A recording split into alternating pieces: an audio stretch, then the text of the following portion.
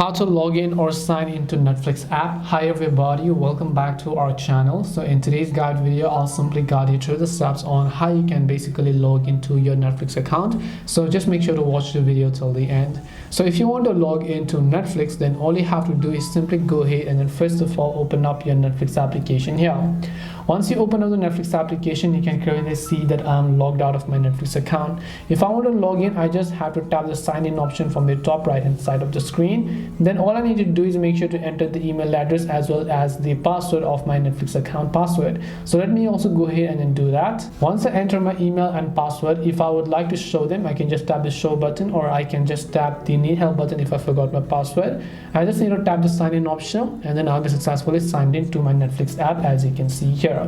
And that is it for today's video on how you can log into Netflix app. Hope this video was helpful to you guys, and if it did help you, make sure to leave a like and subscribe to our channel. And if you have got any more questions, feel free to also leave them down. Thank you very much for watching till the end of this tutorial, and see you soon in our next video.